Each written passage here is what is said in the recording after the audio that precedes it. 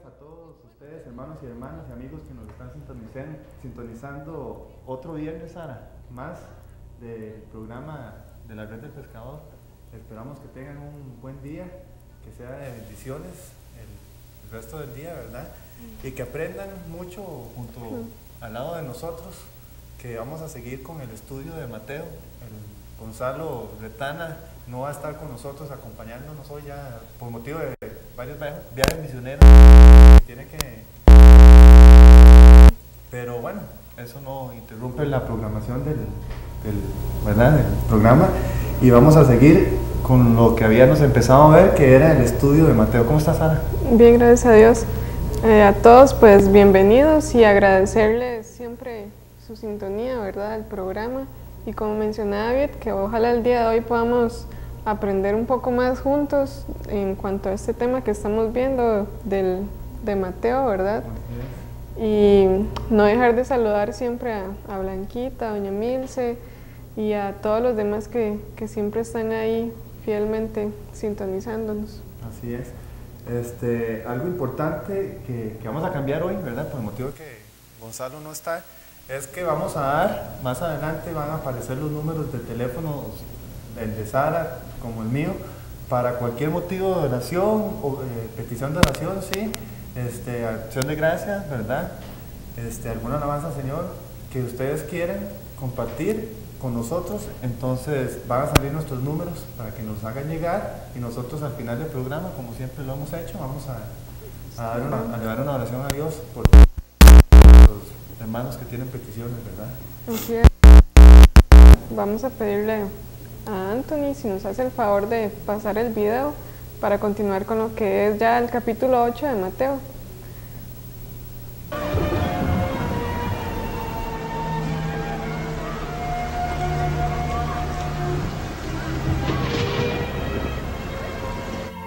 Cuando Jesús acabó estos discursos, la gente se quedaba maravillada de su doctrina, porque les enseñaba como quien tiene autoridad y no como los escribas de ellos. Cuando bajó de la montaña, fue siguiéndole una gran muchedumbre.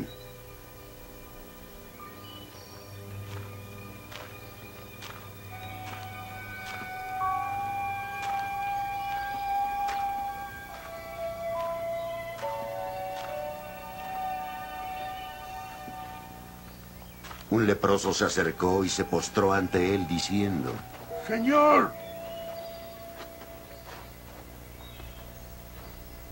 Si quieres hacerlo,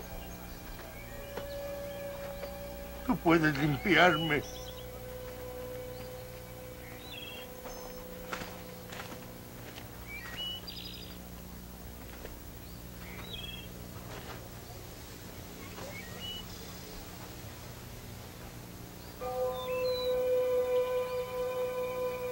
Jesús extendió la mano y tocó al hombre. Quiero hacerlo. Le dijo: Queda limpio. Al instante quedó limpio de su lepra.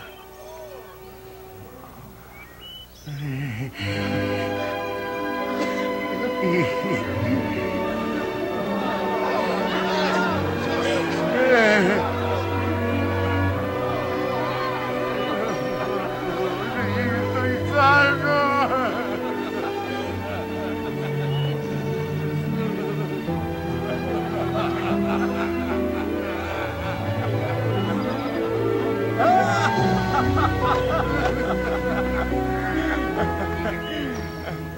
Y Jesús le dice: No se lo digas a nadie. Muéstrate al sacerdote y presenta la ofrenda que Moisés prescribió para que les sirva de testimonio.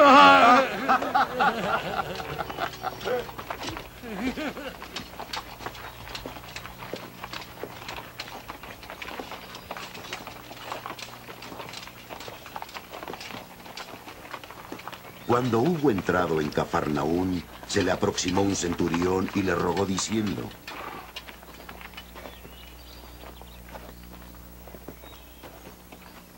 ¡Alto!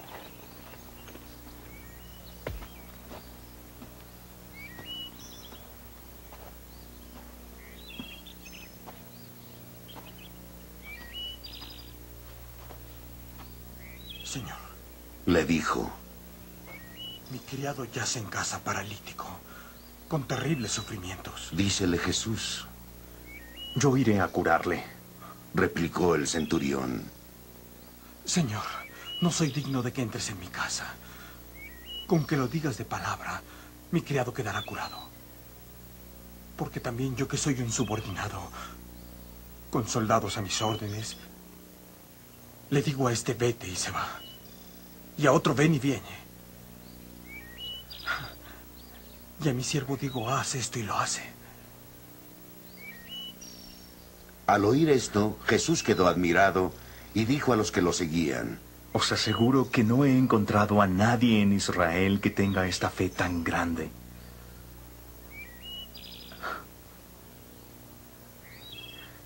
Y os digo que muchos vendrán de oriente y occidente y tomarán su lugar en la mesa con Abraham, Isaac y Jacob en el reino de los cielos. Mientras que los hijos del reino serán echados a las tinieblas de fuera, donde habrá llanto y rechinar de dientes. y dijo Jesús al centurión, Anda, que te suceda como tú lo has creído.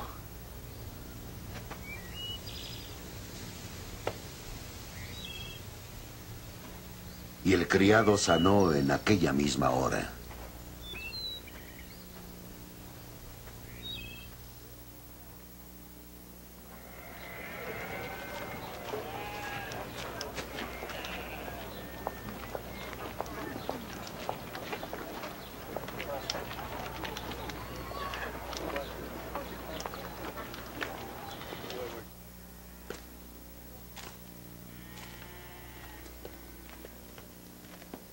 Entró Jesús en casa de Pedro y vio a la suegra de éste que estaba en cama con fiebre. Le tocó la mano y la fiebre la dejó. Y se levantó y se puso a servirle.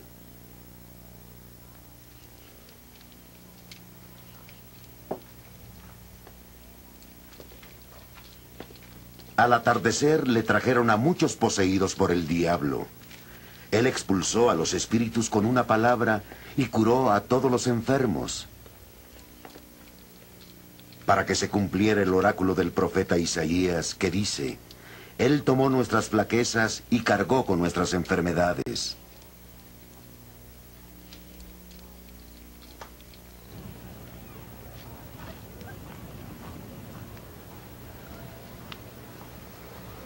Viéndose Jesús rodeado de la muchedumbre, dio órdenes de pasar a la otra orilla. Entonces un escriba se acercó a él y le dijo, Maestro, te seguiré a donde quiera que vayas. dícele Jesús, Las zorras tienen guaridas y las aves del cielo nidos, pero el Hijo del Hombre no tiene dónde reclinar la cabeza.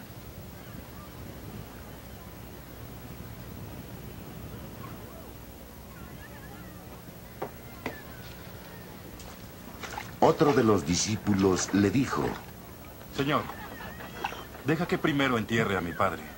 pero dícele Jesús, Sígueme. Que los muertos entierren a sus muertos.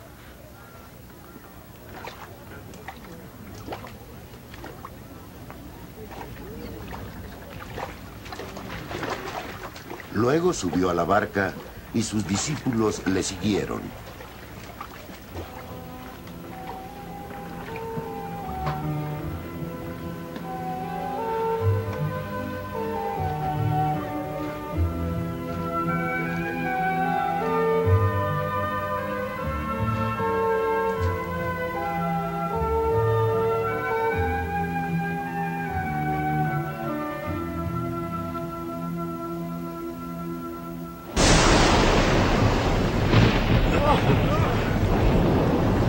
Y de pronto se levantó en el mar una tempestad tan grande que la barca quedaba tapada por las olas. Jesús estaba dormido. Acercándose ellos lo despertaron diciendo, ¡Señor! ¡Sálvanos! ¡Que perecemos!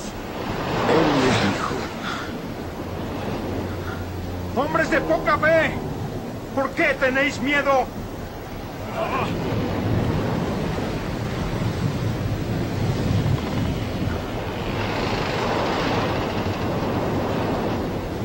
Entonces se levantó, increpó a los vientos y al mar,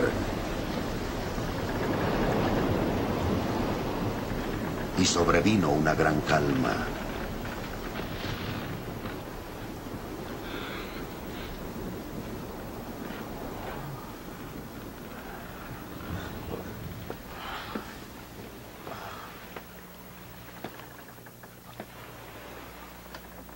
Y aquellos hombres maravillados decían: ¿Qué clase de hombre es este? Que aún los vientos y el mar le obedecen.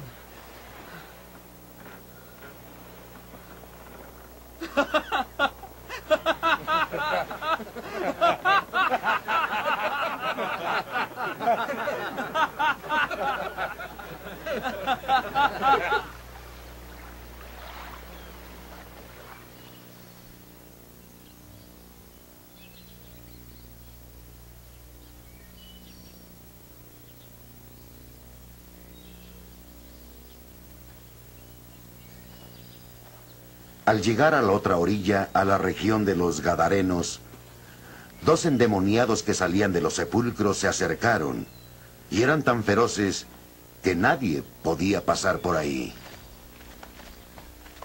¿Qué tenemos que ver contigo, hijo de Dios? Y gritaron: ¡Vienes a atormentarnos antes de tiempo! Había a cierta distancia una gran piara de puercos paciendo. Los demonios le suplicaron: Si es que nos echas, envíanos a esa piara de puercos. Él les dijo: Id. Y así se fueron a los puercos, y toda la piara se arrojó al mar, precipicio abajo, y perecieron en las aguas.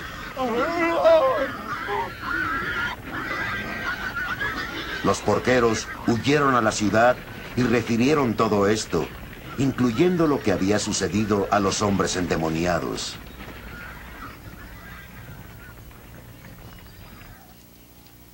Entonces, toda la ciudad salió al encuentro de Jesús, y en viéndole, le rogaron se retirara de su territorio. Jesús subió a la barca, pasó a la otra orilla y vino a su ciudad.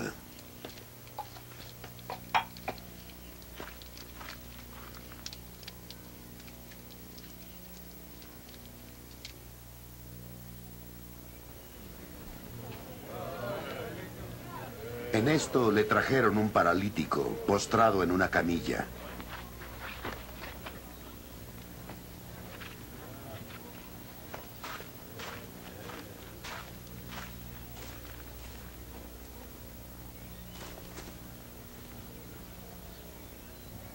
Viendo Jesús la fe de ellos, dijo al paralítico: Ánimo, hijo, tus pecados son perdonados. Pero he aquí que algunos escribas dijeron para sí: Está blasfemando. Viendo sus pensamientos, Jesús dijo: ¿Por qué pensáis mal en vuestros corazones? ¿Qué es más fácil decir? ¿Tus pecados son perdonados? ¿O levántate y anda? Sabed que el Hijo del Hombre tiene en la tierra poder para perdonar pecados. Entonces dijo al paralítico: Levántate.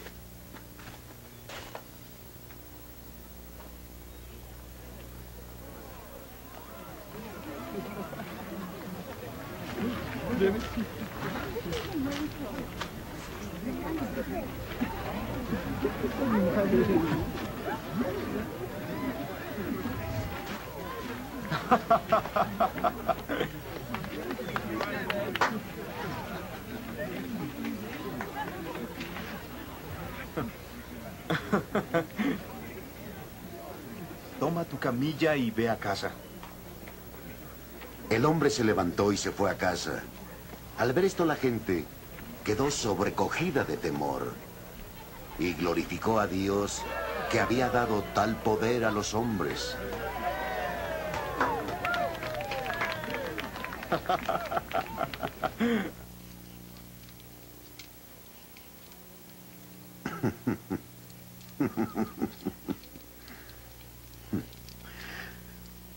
Cuando Jesús se iba de ahí, al pasar vio a un hombre llamado Mateo, sentado en el despacho de impuestos.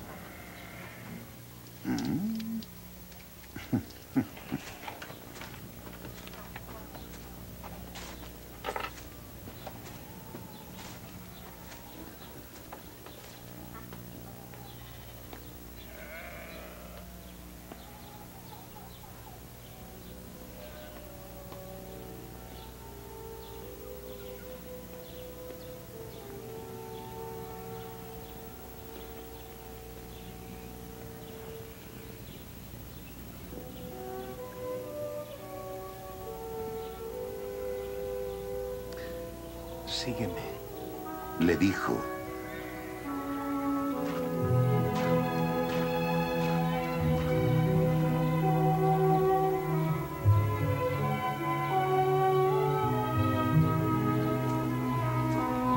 Y Mateo se levantó y lo siguió.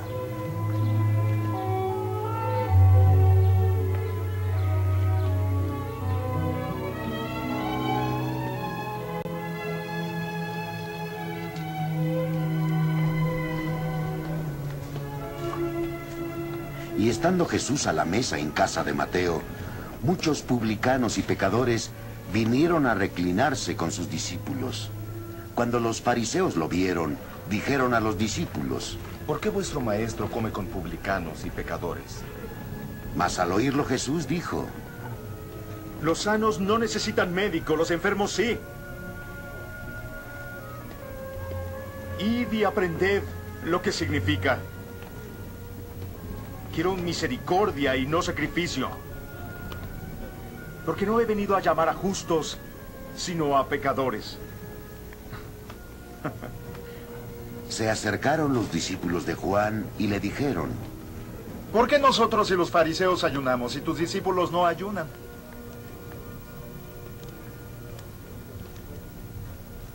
Jesús le dijo: ¿Pueden los invitados a la boda estar tristes, estando ahí el novio? Pero días vendrán en que les será arrebatado el novio. Y ayunarán.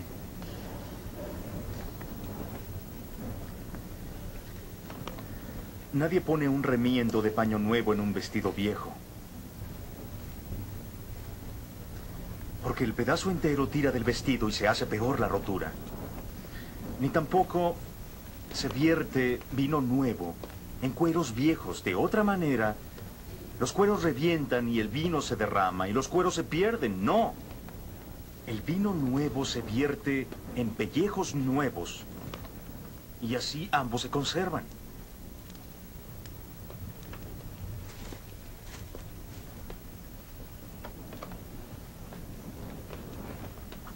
Así les estaba hablando cuando distrado y se postró ante él diciendo: Señor, mi hija acaba de morir, pero ven y pon tu mano sobre ella y vivirá.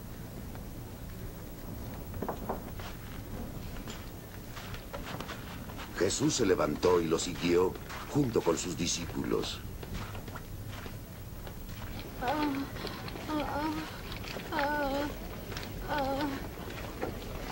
En esto, una mujer que padecía flujo de sangre desde hacía 12 años, se acercó por detrás y tocó la orla de su manto, pues se decía para sí: con solo tocar su manto, quedaré sana. Jesús se volvió y la vio.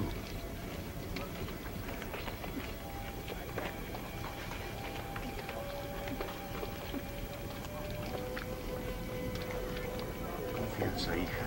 Le dijo: Tu fe te ha sanado.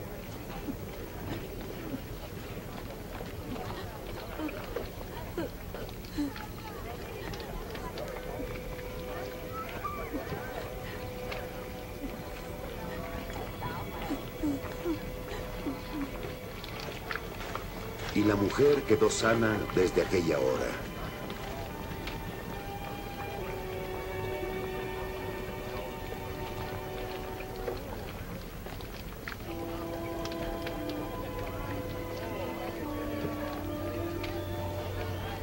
Al llegar Jesús a la casa del magistrado, y ver a los flautistas y a la turba de plañideras, dijo: retiraos, la niña no ha muerto, está dormida. Y se burlaron de él.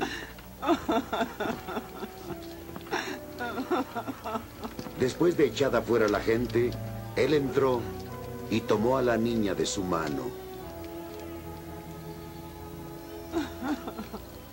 Y se levantó.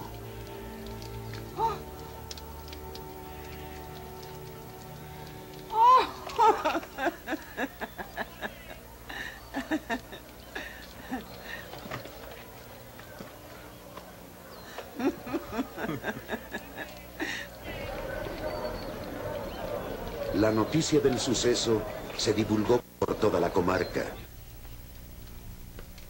Cuando Jesús se iba de ahí, al pasar le siguieron dos ciegos gritando: Ten piedad de nosotros, hijo de David.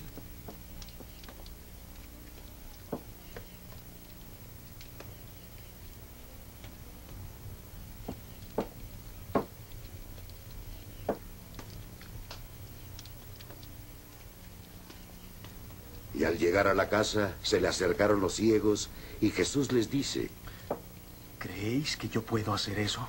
Sí, Señor. Dícenle. Entonces les tocó los ojos diciendo: según vuestra fe, hágase en vosotros. Y sus ojos dieron la luz.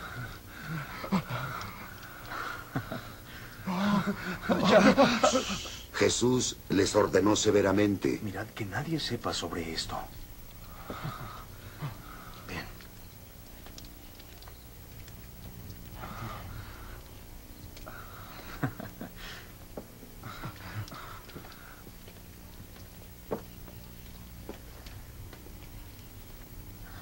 Pero en cuanto salieron, divulgaron su fama por toda la comarca. Salían ellos todavía cuando le presentaron a Jesús a un mudo, endemoniado. Y una vez expulsado el demonio, el hombre que estaba mudo habló.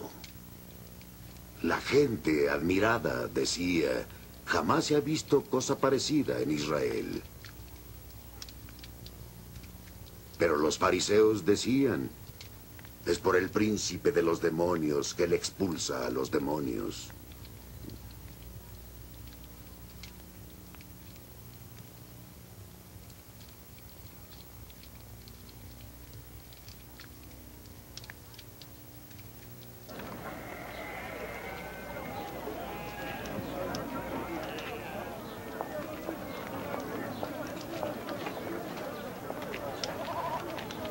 Jesús recorría todas las ciudades y aldeas, enseñando en sus sinagogas, proclamando la buena nueva del reino y sanando toda enfermedad y dolencia.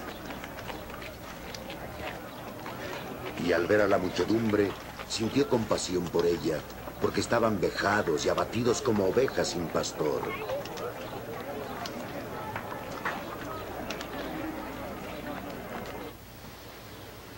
Entonces dice a sus discípulos: la mies es abundante, pero los obreros pocos.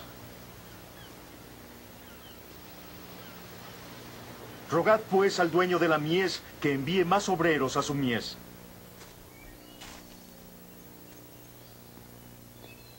Y llamando a sus 12 discípulos, les dio poder para expulsar a los espíritus inmundos y para curar toda enfermedad y dolencia. Estos son los nombres de los 12 apóstoles. Primero Simón, el llamado Pedro, y su hermano Andrés. Santiago, el de Zebedeo, y su hermano Juan. Felipe y Bartolomé. Tomás y Mateo, el publicano.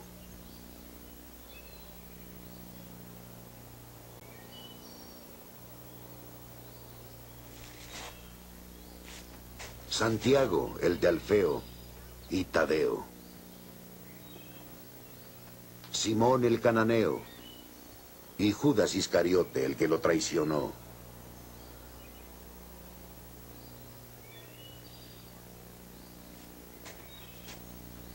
A estos 12 envió Jesús después de darles estas instrucciones.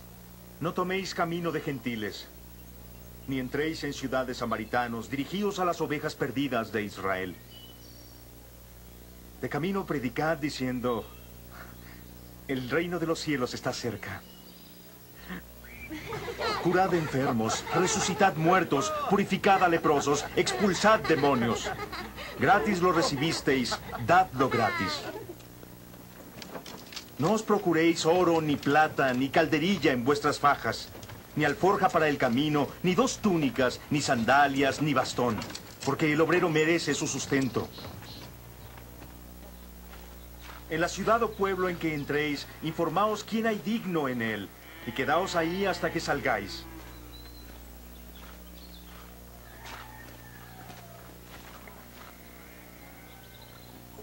Al entrar en una casa, decidle el saludo. Si la casa es digna, venga vuestra paz a ella. Mas si no lo es, que vuestra paz vuelva a nosotros.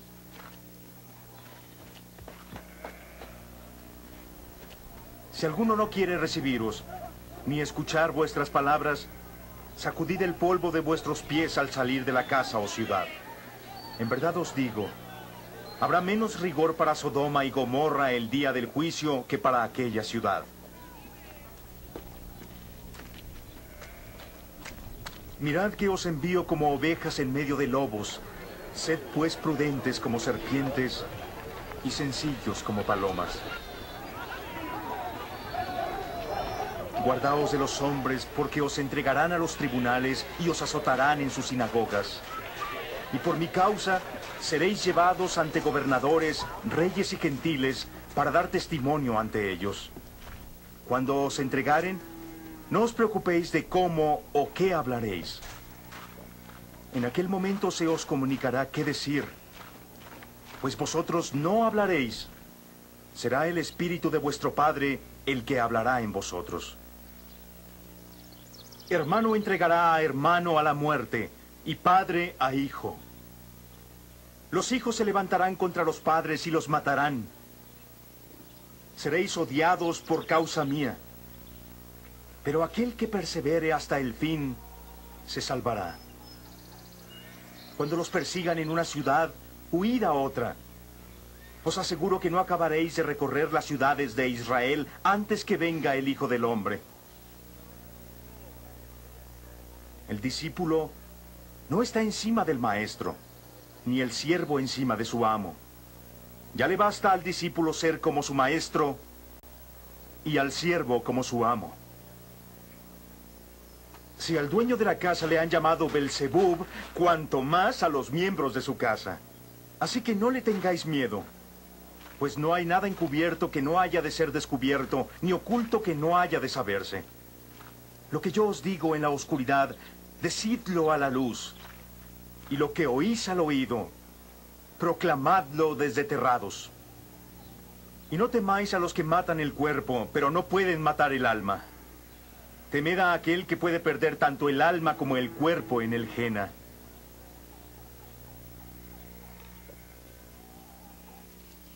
¿No se venden 2 gorriones por una moneda de poco valor? Pues ni uno caerá en tierra sin consentimiento de vuestro Padre. Hasta los cabellos de vuestra cabeza están contados. Así que no temáis. Vosotros valéis más que muchos gorriones. Todo aquel que se declare por mí ante los hombres, yo también me declararé por él ante mi Padre en los cielos. Pero a quien me niegue ante los hombres, lo negaré ante mi Padre en los cielos. No penséis que he venido a traer paz a la tierra. No he venido a traer paz, sino espada. He venido a enfrentar al hombre con su padre, a la hija con su madre, a enfrentar a la nuera con su suegra. Enemigos del hombre serán los miembros de su propia casa. A quien ama a su padre o madre más que a mí no es digno de mí. A quien ama a su hijo o hija más que a mí no es digno de mí. Y aquel que no toma su cruz y me sigue, no es digno de mí. El que encuentre su vida, la perderá. Y el que pierde su vida por mí, la encontrará.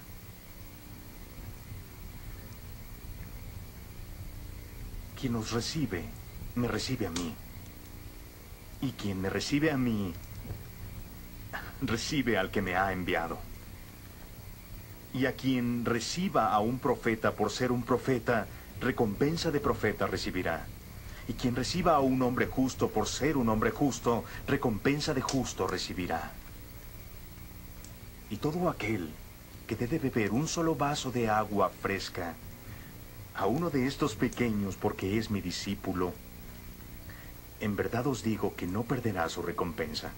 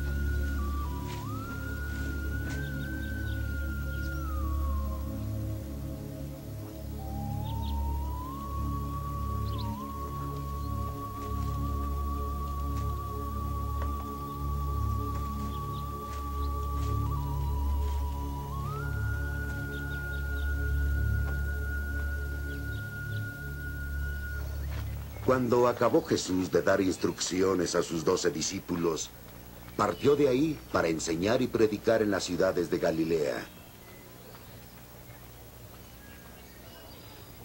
Y Juan, al oír en su prisión las obras de Cristo, envió a sus discípulos a decirle: ¿Eres tú el que ha de venir? ¿O debemos esperar a otro? Jesús les respondió: Id y contad a Juan lo que oís y veis. Ciegos que ven, cojos que andan, leprosos que son curados, los sordos oyen, los muertos resucitan. La buena nueva se anuncia a los pobres. Dichoso es aquel hombre que no halle escándalo en mí.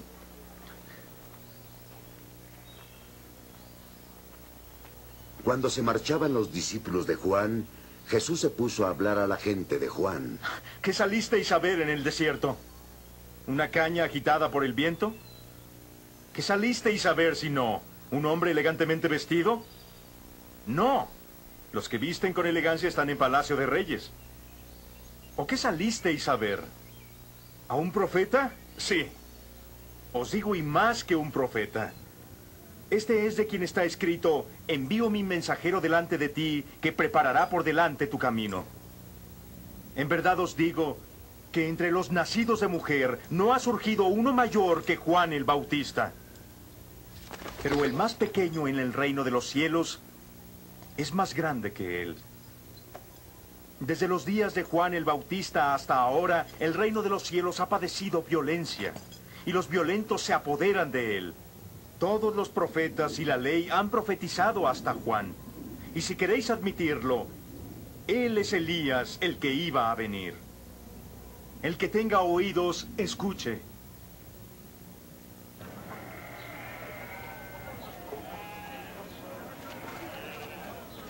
¿Con quién compararé a esta generación? Se parece a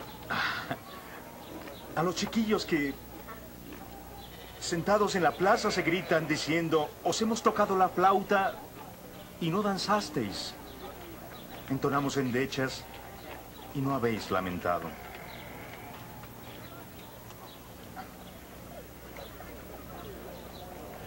Porque vino Juan, que no comía ni bebía, y dicen: está endemoniado. Vino el Hijo del Hombre, que come y bebe, y dicen: ahí tenéis un glotón y a un ebrio, amigos de publicanos y pecadores.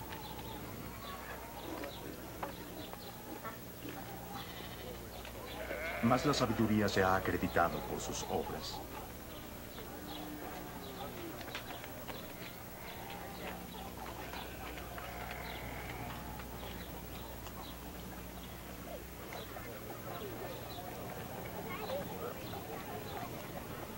Entonces se puso a maldecir a las ciudades donde había hecho el mayor número de sus milagros, porque no se habían arrepentido.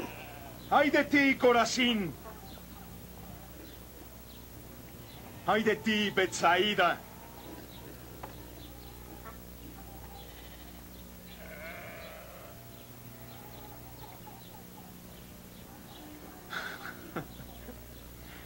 Si los milagros hechos en vosotras se hubieran hecho en Tiro y en Sidón, tiempo ha que se habrían convertido en sayal y ceniza.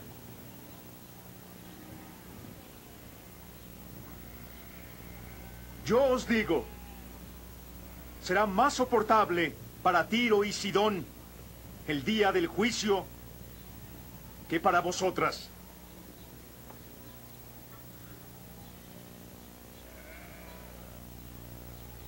¿Y tú, Cafarnaúm, te encumbrarás hasta el cielo? ¡No!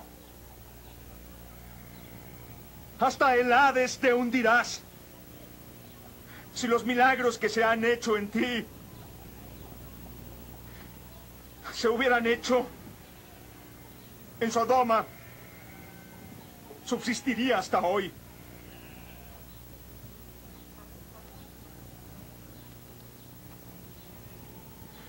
Os digo que será más soportable para Sodoma el día del juicio que para ti.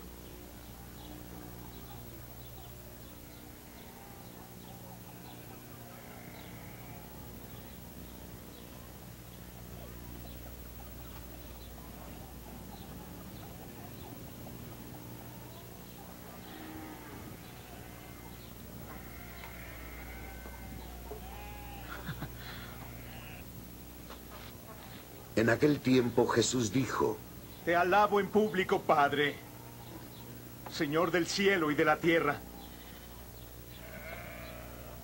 porque ocultas estas cosas a sabios e inteligentes y las revelas a los pequeños.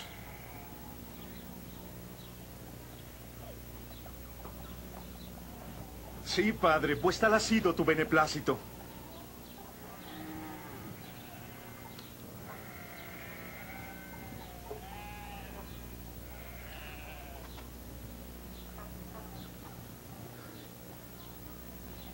Todo me ha sido entregado por mi Padre. Nadie conoce al Hijo excepto el Padre. Y nadie conoce al Padre excepto el Hijo. Y aquel a quien el Hijo se lo quiera revelar.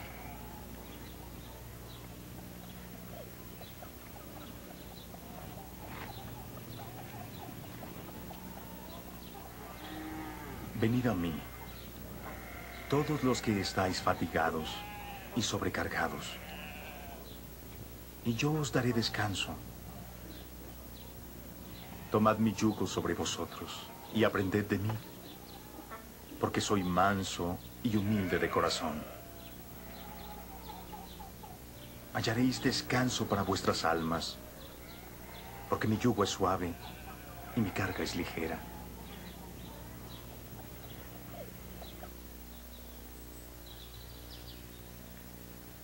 En aquel tiempo cruzaba Jesús por los sembrados en un sábado.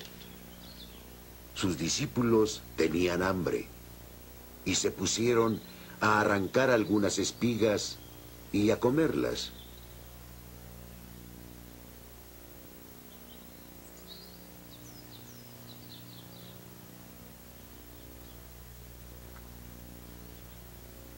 Viendo esto, los fariseos le dijeron: Mira, tus discípulos hacen lo que no es lícito hacer en sábado. Él les dijo: ¿No habéis leído lo que David hizo cuando él y los que lo acompañaban sintieron hambre? Entró en la casa de Dios, y él y los que lo acompañaban comieron los panes de la presencia, que no le era lícito comer a ellos, sino solo a sacerdotes. ¿No habéis leído en la ley que en sábado los sacerdotes del templo quebrantan el sábado sin incurrir en culpa? Os digo que alguien mayor que el templo está aquí.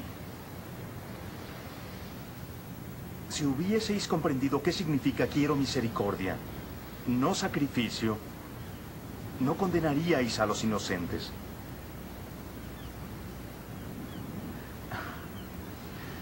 Porque el Hijo del Hombre es Señor del sábado.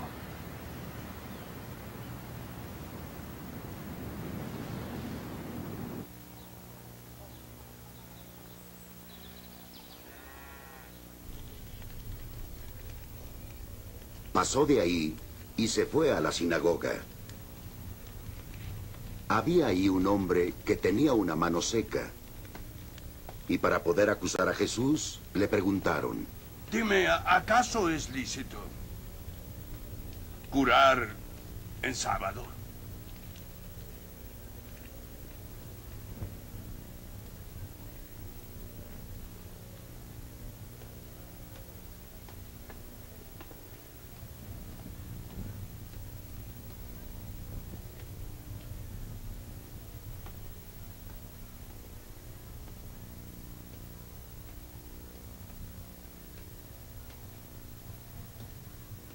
Él les dijo: ¿Quién que tenga solo una oveja, si ésta cae en un foso en sábado, iría a tomarla y levantarla?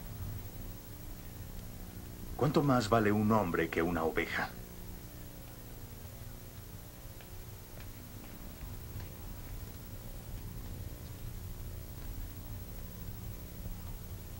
Por tanto, es lícito hacer bien en sábado. Entonces dice al hombre: extiende tu mano.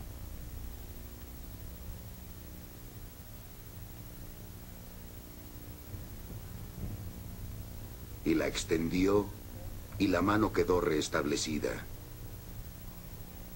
tan sana como la otra.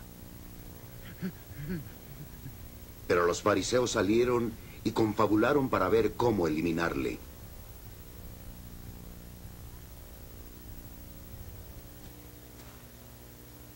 Al saber esto, Jesús se retiró de ahí. Le siguieron muchos y los curó a todos, encargándoles que no lo descubrieran.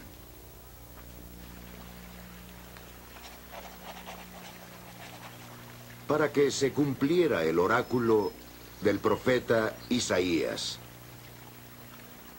He aquí mi siervo a quien elegí, el amado y en quien mi alma se complace. Yo pondré mi espíritu sobre él, y él anunciará el juicio a las naciones. Él no disputará ni gritará, ni oirá nadie su voz en las plazas. La caña cascada él no quebrará, y la mecha humeante él no apagará, hasta que lleve el juicio a la victoria. En su nombre, las naciones pondrán su esperanza.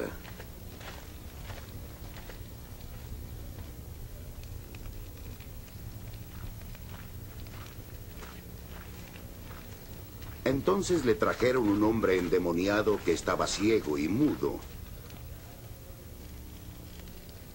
Y Jesús lo curó, de suerte que el mudo hablaba y veía. Y toda la gente atónita decía: ¿no será este el hijo de David? Mas los fariseos, al oírlo, dijeron: es solo por Belzebú, príncipe de los demonios, que este hombre expulsa a los demonios.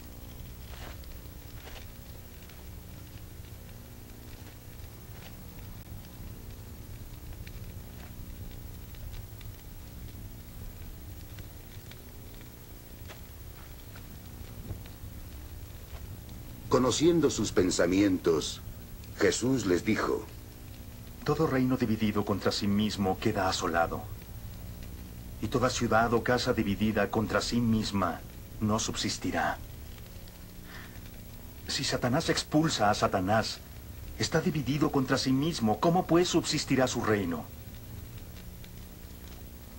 Y si yo expulso los demonios por Belzebub,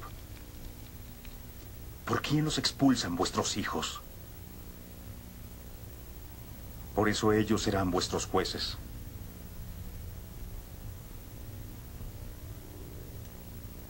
Pero si yo expulso demonios por el Espíritu de Dios,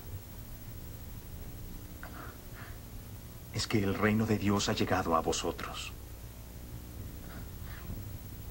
O si no, ¿cómo puede alguien entrar en la casa del hombre fuerte y quitarle sus bienes si primeramente no ata al hombre fuerte? Entonces saqueará su casa.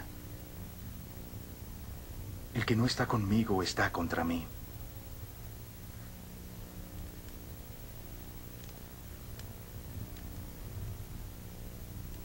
Y el que no recoge conmigo desparrama.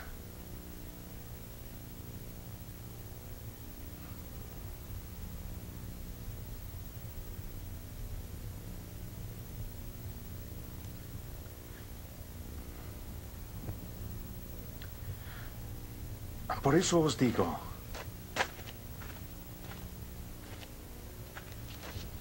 todo pecado y blasfemia se perdonará a los hombres, pero la blasfemia contra el Espíritu no será perdonada. Y al que una palabra diga contra el Hijo del Hombre, se le perdonará, pero al que la diga contra el Espíritu Santo no se le perdonará, ni en este mundo, ni en el venidero. Suponed un árbol. Bueno,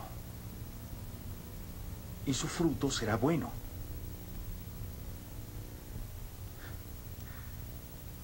Suponed un árbol malo y su fruto será malo, porque el árbol se reconoce por su fruto.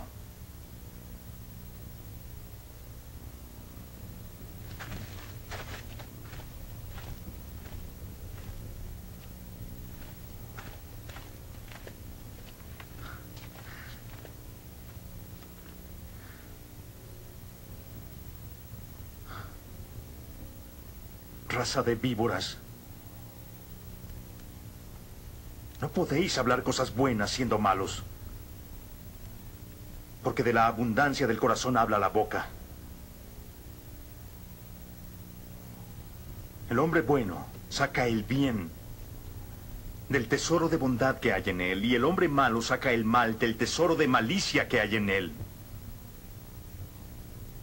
Os digo que los hombres darán cuenta en el día del juicio de toda palabra ociosa hablada. Por tus palabras serás declarado justo, y por tus palabras serás condenado. Entonces algunos fariseos y escribas lo interpelaron. Maestro, queremos ver una milagrosa señal de ti. Él respondió: Una malvada y adúltera generación pide una milagrosa señal, mas no se les dará otra, más que la señal del profeta Jonás. Así como Jonás estuvo 3 días y 3 noches en el vientre de un cetáceo, el Hijo del Hombre estará 3 días y 3 noches en el seno de la tierra. Los ninivitas se levantarán el día del juicio con esta generación y la condenarán, porque ellos se convirtieron por la predicación de Jonás. Y ahora hay algo más que Jonás aquí.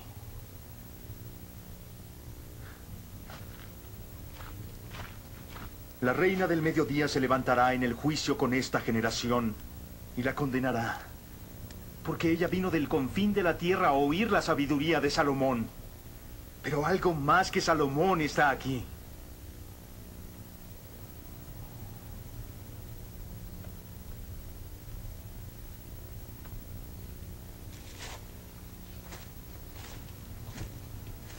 Cuando el espíritu inmundo ha salido del hombre, recorre lugares áridos buscando reposo y no lo encuentra. Y dice: volveré a mi casa de la cual me mudé. Y al llegar, encuentra la casa desocupada. Está barrida y puesta en orden. Entonces va y toma consigo otros 7 espíritus más malos que él. Entran ahí y se aposentan. Y el estado final de aquel hombre es peor que el del primero.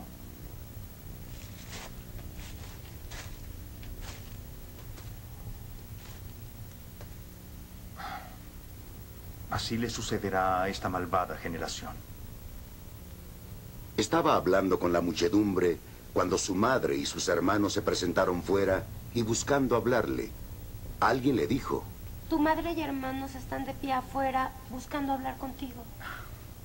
Pero él respondió: ¿Quién es mi madre y quiénes mis hermanos? Extendiendo la mano a sus discípulos, dijo: Estos son mi madre y mis hermanos. Todo el que cumpla la voluntad de mi Padre Celestial es mi hermano, hermana y madre.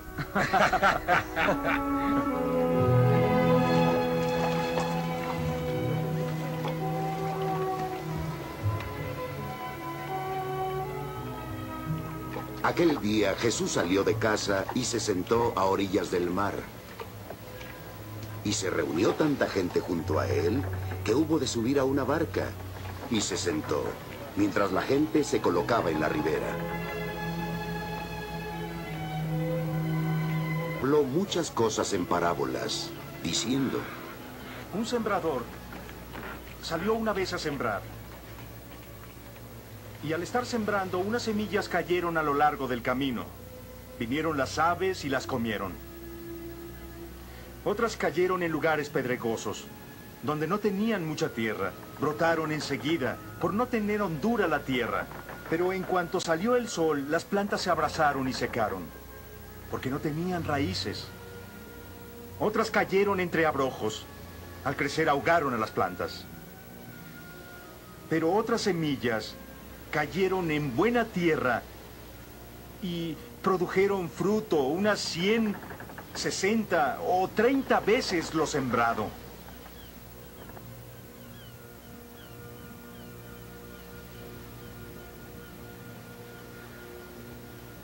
El que tenga oídos, escuche.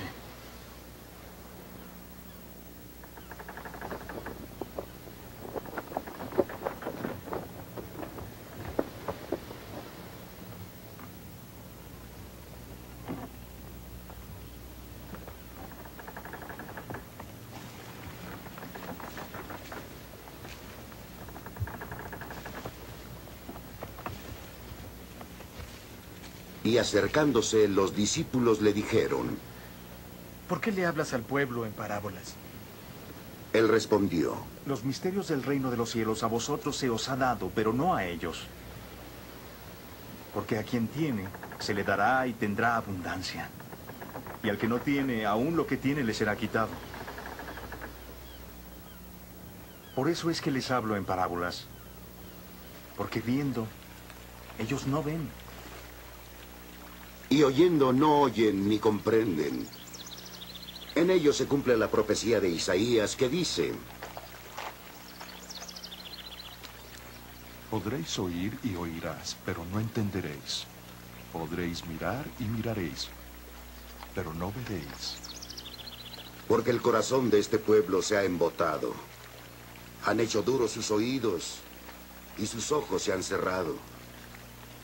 Tienen miedo de ver con sus ojos, oír con sus oídos y entender con su corazón y convertirse. Y yo los sané. Pero dichosos vuestros ojos, porque ven, y vuestros oídos porque oyen. Pero os aseguro, muchos profetas y justos desearon ver lo que vosotros veis, pero no lo vieron, y oír lo que vosotros, pero no lo oyeron. Escuchad pues la parábola del sembrador.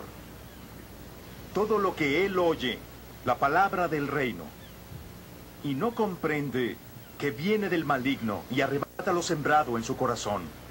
Este es el sembrado a lo largo del camino. El que fue sembrado en tierra pedregosa es el hombre que oye la palabra y al punto la recibe con alegría, pero no teniendo raíz. Es de corta duración. Cuando tribulación y persecución llegan por la palabra, sucumbe enseguida. El que fue sembrado entre los abrojos es el que oye la palabra, pero las preocupaciones del mundo y seducción de las riquezas la ahogan y queda sin fruto. Pero aquel que fue sembrado en tierra buena es el hombre que oye la palabra y entiende. Este da fruto y produce. Produce 100, 60 o 30 veces lo que se sembró.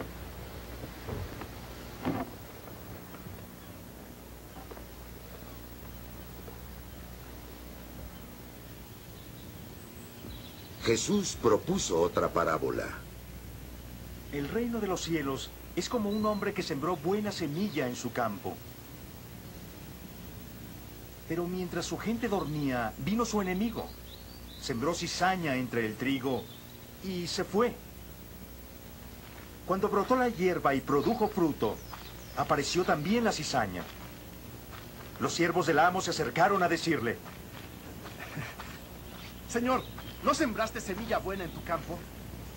¿Cómo es entonces que tienes cizaña? Un enemigo hizo esto, respondió.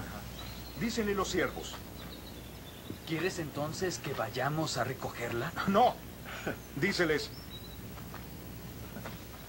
Porque no sea que al recoger la cizaña, arranquéis a la vez el trigo. Dejad que ambos crezcan juntos hasta la siega. Entonces les diré a los segadores: recoged primero la cizaña y atadla en gavillas para quemarla. Y al trigo juntadlo y traedlo a mi granero. Les propuso otra parábola diciendo: El reino de los cielos es como un grano de mostaza, que tomó un hombre y lo plantó en su campo. Es el más pequeño de todos los granos, pero cuando ha crecido, es mayor que las hortalizas y se hace árbol, y hasta las aves del cielo vienen y anidan en sus ramas. Les propuso esta otra parábola. El reino de los cielos es como levadura que tomó una mujer y la metió en 3 medidas de harina hasta que fermentó todo. Jesús dijo todo esto a la gente en parábolas. Y en todo lo que decía usaba parábolas, para que se cumpliese el oráculo del profeta. Abriré mi boca en parábolas, publicaré lo que estaba oculto desde la creación del mundo.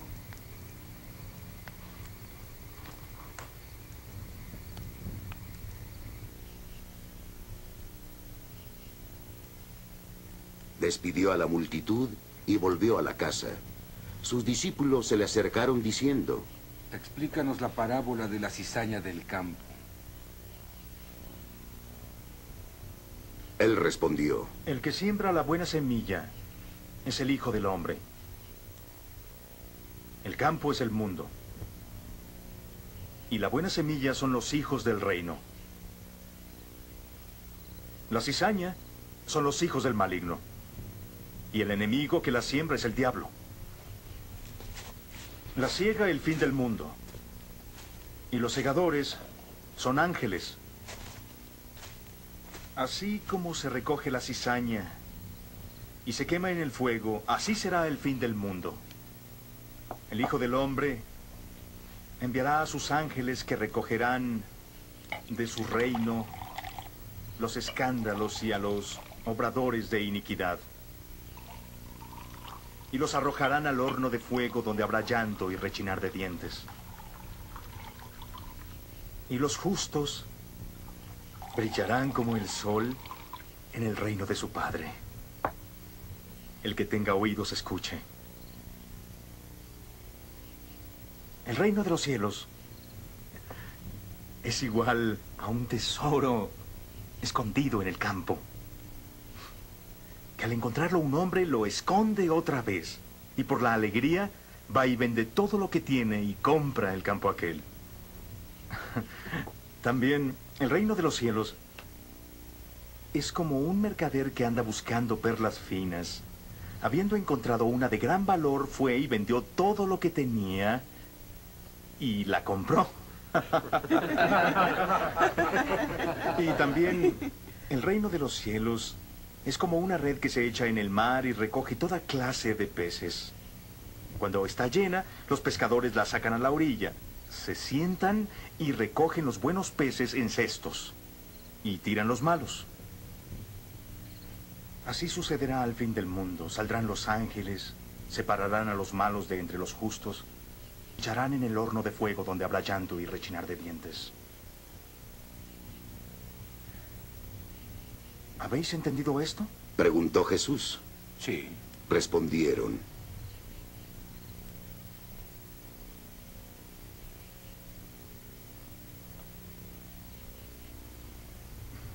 Y él les dijo: Así que todo aquel escriba que se ha hecho discípulo del reino de los cielos es como el dueño de una casa que saca de sus arcas lo nuevo al igual que lo viejo. Cuando Jesús acabó estas parábolas, partió de ese lugar. Viniendo a su patria, empezó a enseñarle al pueblo en su sinagoga. Y quedando maravillados, decían: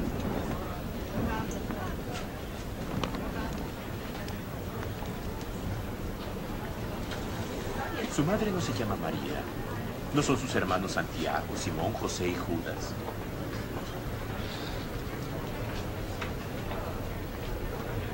Y se escandalizaban de él. Mas Jesús les dijo: Solo en su patria y en su casa un profeta carece de prestigio.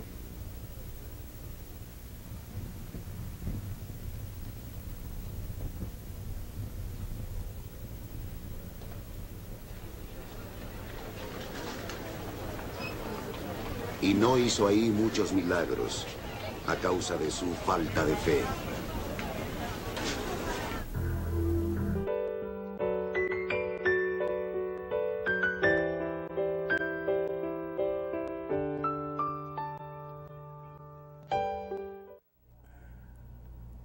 Bueno amigos, ya estamos de vuelta. Acá, como estábamos viendo en la película, llegamos hasta el capítulo 13 de Mateo. Entonces vamos a iniciar analizando un poco lo que es el capítulo 8 de Mateo. Y para empezar, como vemos acá, nos encontramos con 3 sanaciones que realiza Jesús. La primera de ellas es la sanidad que hace al leproso. La segunda sanidad que hace es al siervo del centurión, y la tercera es cuando sana a la suegra de Pedro. Importante, de verdad, tomar en cuenta, como comentamos anteriormente, en cuanto al tema de la lepra, ¿verdad?, que muchas veces se toma de que las personas que padecían lepra pues era porque habían cometido algún pecado, pero pues hay casos como en donde no se nos está como dando la información de que usted tenía lepra porque estaban pecados, sino que simplemente Jesús viene y hace la sanidad y dice: usted está limpio, ¿verdad? E igual, algo importante en cuanto a estos 3 textos es el hecho de ver la fe que tenían estas personas, ¿verdad? Al acercarse a Jesús, el mismo centurión es como uno de los ejemplos más grandes, ¿verdad? Que le dice como: no, usted nada más no vaya a mi casa, ¿verdad?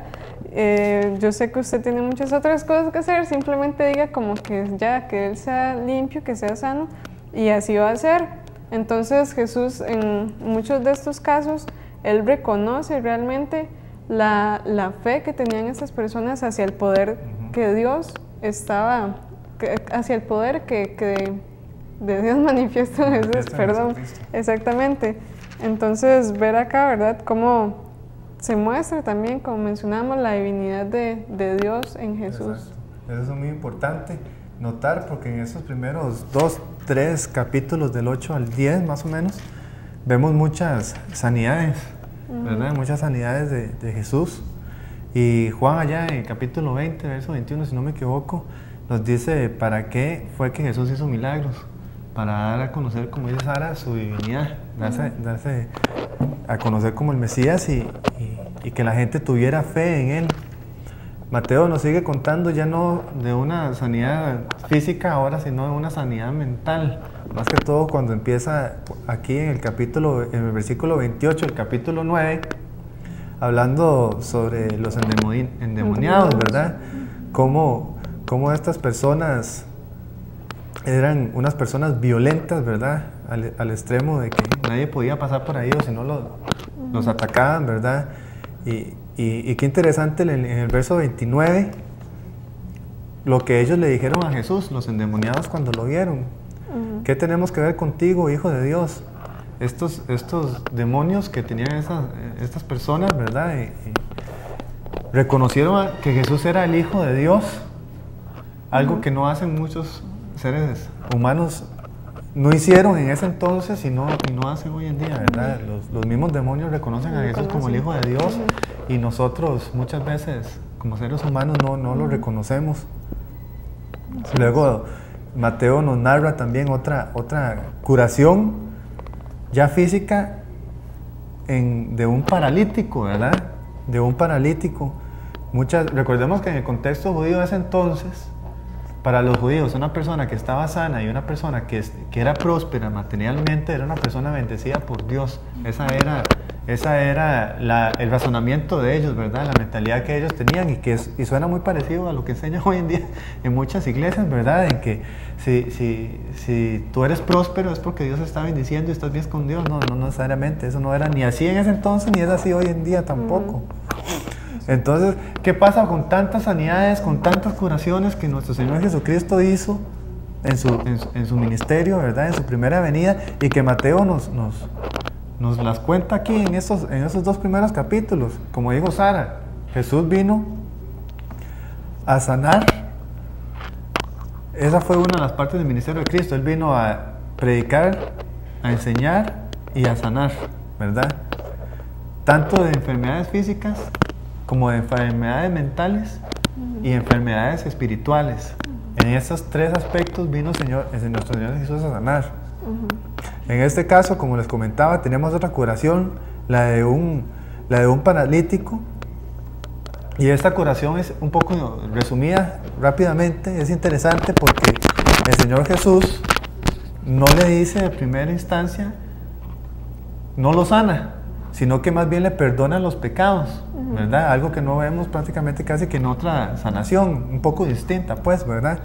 Y esto hace que los religiosos de ese entonces, que están en ese momento, se enojen y le dice que está blasfemando porque solo Dios puede perdonar pecados. Entonces Jesús, en mis propias palabras, ¿verdad?, les dice, ¿quieren que vean que yo realmente soy Dios? Está bien, se los voy a demostrar. Es más fácil decirle a esta persona sus pecados son perdonados que sanarla y que todos ustedes se den cuenta de que verdaderamente yo soy el Mesías de esa forma. Pues bien, eso es lo que quieren, así va a ser. Y el Señor Jesús lo sana.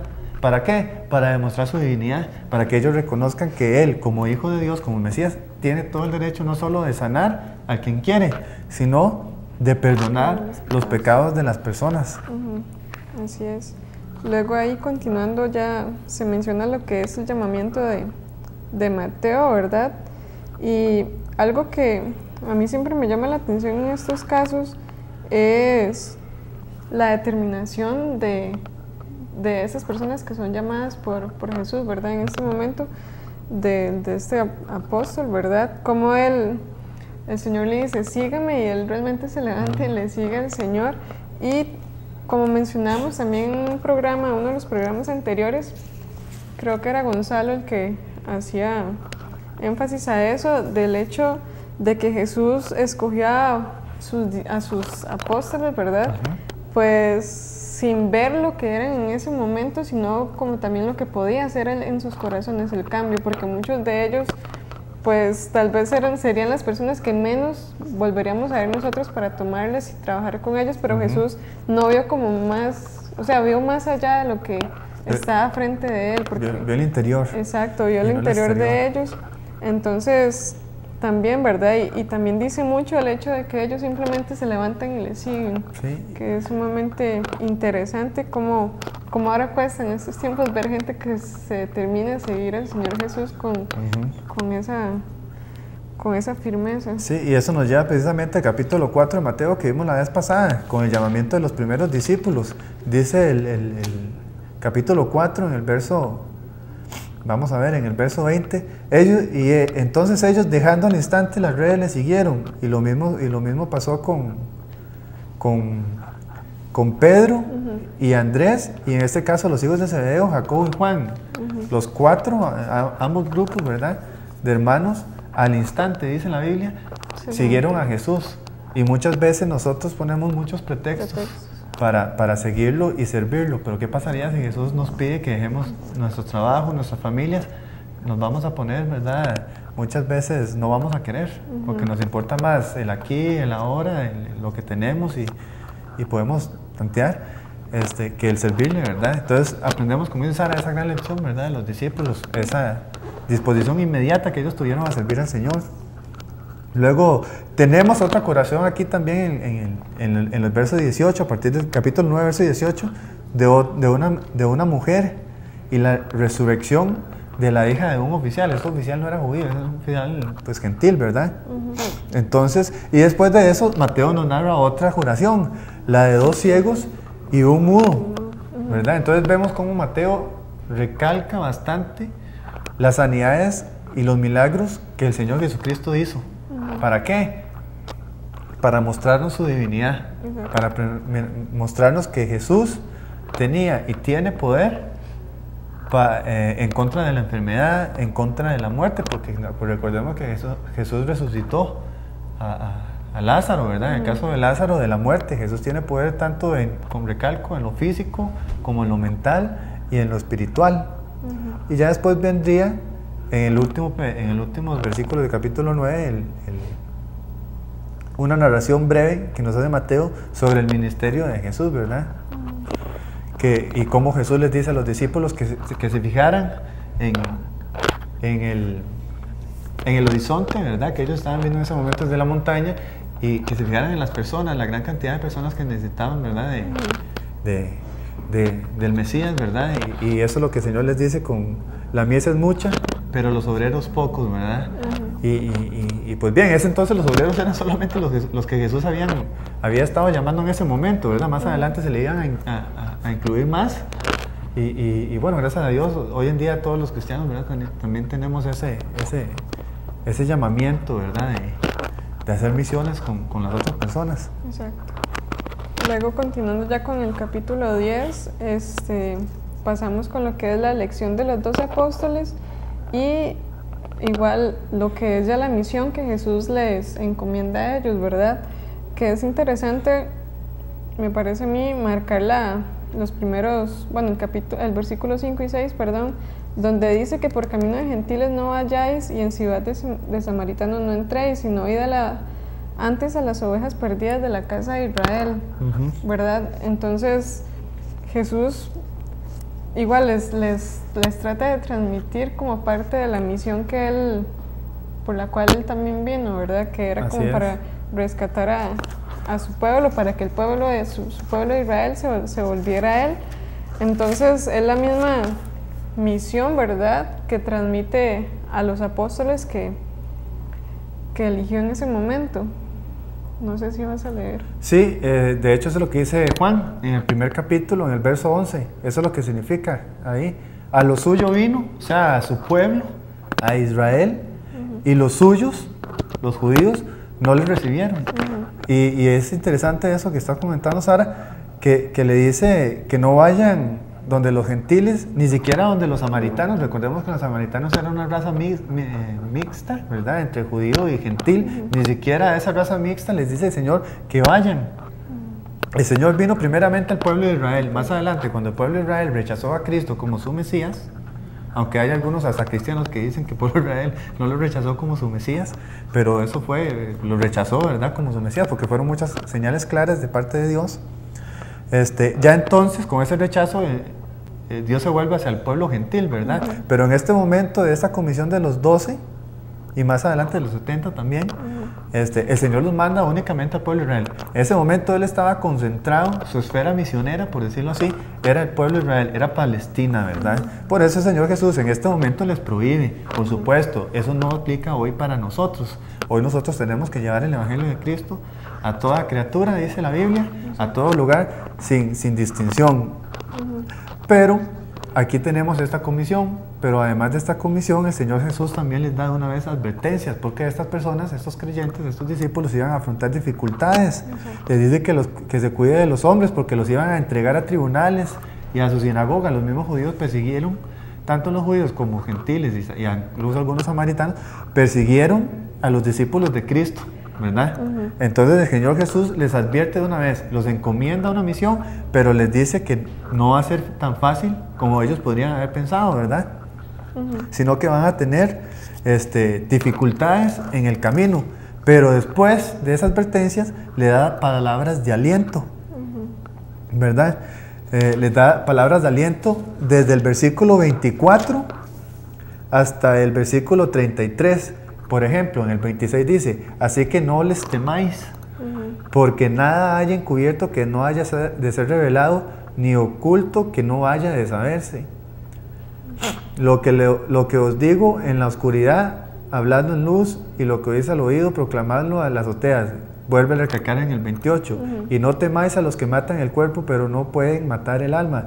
Más bien temed a aquel que puede hacer perecer tanto el alma como el cuerpo en el infierno. Aquí tenemos las palabras de consuelo, ¿verdad? Aliento que el Señor Jesucristo le da a estos discípulos en ese momento, en esa comisión que el personal, ¿verdad? Que Él les estaba dando, les dice que hagan una misión, que la lleven a cabo, que van a tener problemas, que van a enfrentar, que los van a llevar a juicios, a reyes, a sinagogas, etcétera, pero que no se preocupen porque todo está bajo control, diríamos nosotros, ¿verdad?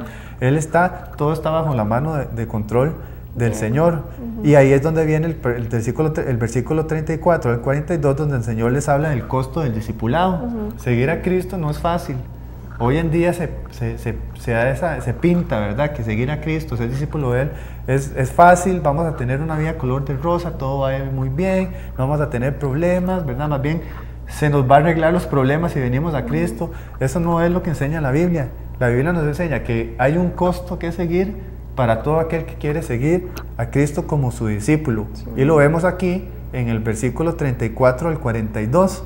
Incluso vamos a tener, dice el 37, bueno, voy a leer el 35, porque vine a poner al hombre contra su padre, a la hija contra su madre y a la nuera contra su suegra, y los enemigos del hombre, dice, serán los de su misma casa.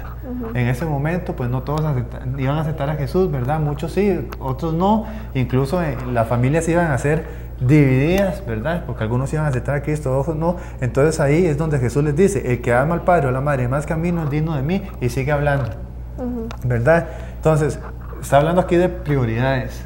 La prioridad del discípulo es seguir a Cristo, no importa quién se le ponga enfrente, si es un amigo, si es la persona, el patrón, si es el padre o la mamá, no importa si es la familia, no importa quién sea, él tiene que tener prioridades. Si usted va a seguir a Cristo, va a tener su costo, ¿verdad? Más adelante Jesús dice que tiene que negarse a sí mismo, ¿verdad? Tiene que tomar su cruz para poder seguirle. Entonces vemos el costo del discipulado. No es así nomás. Por eso es que muchos son llamados, dice la Biblia, y pocos son los escogidos, ¿verdad? Exacto.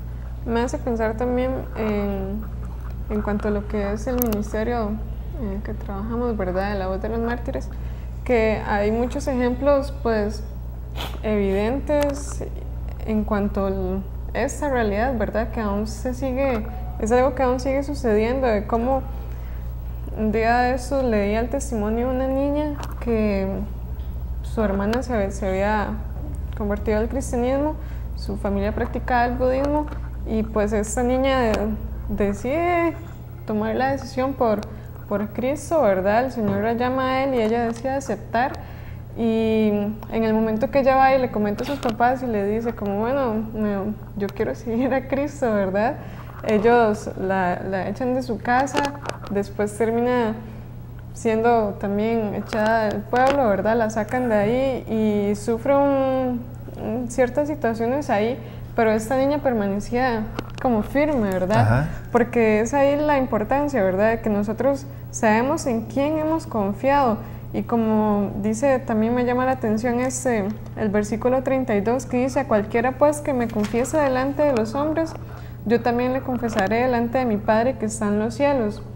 Entonces es como a la vez un respaldo que Jesús nos hace sentir a nosotros y a todos los demás hermanos cristianos de que, o sea, si usted está conmigo, yo estoy con usted, mi Padre está con usted y el Espíritu Santo está en usted, ¿verdad?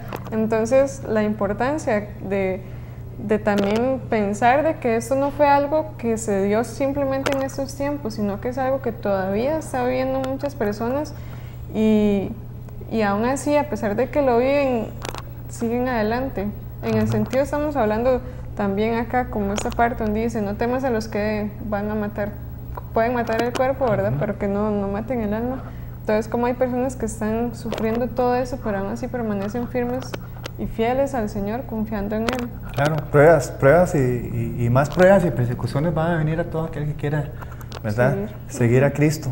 Eso es bíblico, ¿verdad? Si alguien le dice lo contrario, no le crea, porque la verdad es que la Biblia enseña otra cosa. Sí, muchas veces, perdón, también nosotros hemos hablado acá que ser cristiano a veces se pinta como un camino de rosas, ¿verdad? Y todo es fácil, todo es lindo y todo, pero no quiere decir que no sea lindo, ¿verdad? Y que no se disfrute, pero tiene sus dificultades, tiene sus cosas, y la diferencia está que en esas dificultades sabemos que no estamos solos, porque ya somos hijos de Dios.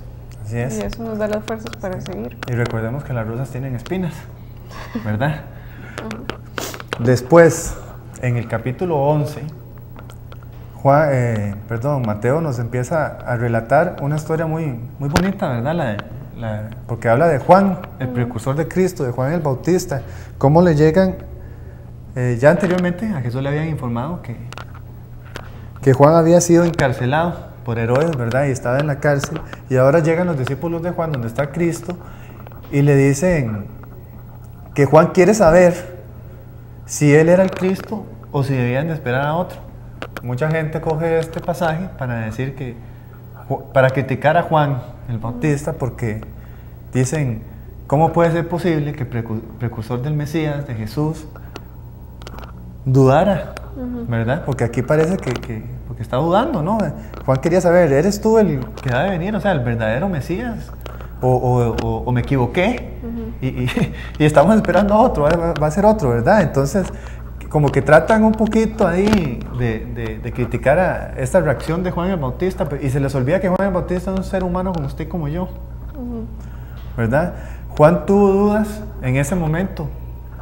No, por lo menos a mí en lo personal no me parece razonable que él tuviera dudas, porque él estaba siendo encarcelado. Es más, muy pronto iba a ser muerto, ¿verdad? Por Herodes y su familia. Entonces, este pasaje a mí me enseña que el cristiano, el creyente, ¿verdad? El seguidor de Cristo, no es inmune a veces vamos a tener dudas, ¿verdad? Yo en lo personal yo he tenido a veces dudas en lo que creo, en lo que veo a otros cristianos enseñar y decir, que me parece que es completamente contradictorio a lo que la Biblia realmente enseña, y son personas que ministros y todo, ¿verdad? Entonces eso a veces lo pone a uno como a dudar, y uno sabe que uno es hijo de Dios, y que ya Dios me dio esta, digamos, en mi caso, la salvación, y que a veces uno sigue de necio y mete las patas, ¿verdad? Como decimos aquí en Costa Rica. Se vuelve a equivocar y uno sabe que no hay que hacer algo y lo hace, ¿verdad? Entonces eso, a veces como que vienen las dudas de que, mira, ¿soy salvo, no soy salvo?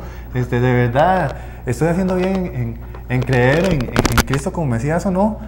Pero ese pasaje me dice a mí que un cristiano puede a veces tener dudas, pero esas dudas siempre Dios las va a quitar de nosotros y nos va a dar esa confianza y certeza, ¿verdad?, de que nuestra fe es correcta.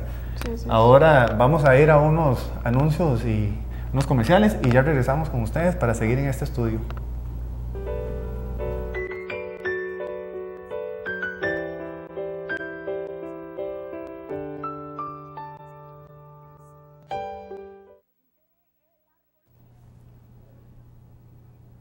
Bueno, estamos de regreso con todos ustedes, y les estábamos comentando sobre el pedacito de que Mateo nos cuenta sobre Juan, ¿verdad? Y cómo llegó los discípulos de Juan el Bautista a preguntarles a Jesús si él era el verdadero Mesías, y Jesús le dijo que sí, que él era, ¿verdad? Que vean las obras, los milagros que él había hecho, que eso demostraban que él era el Mesías. Y en este contexto, y después Jesús explica lo grande Jesús habla sobre Juan el Bautista, ¿verdad? Y lo grande que era Juan el Bautista, incluso habiendo dudado de si Jesús era el Mesías o no. Jesús dice que Juan el Bautista es el más grande, ¿verdad? Dice el mayor, que nadie se ha levantado mayor que Juan el Bautista. Eso lo dice en el verso 11. Y entre este contexto de dudas, ¿verdad? Y de incredulidad acerca de los milagros de Jesús, es que más adelante, en el versículo 20 al 24, tenemos los famosos ayes, ¿verdad? Los ayes sobre las ciudades de Galilea, en este caso Corazín y Capernaum. Un ay o un aye contrasta con una bienaventuranza, ¿verdad? Una bienaventuranza es dichoso aquel, ¿verdad? Es un elogio.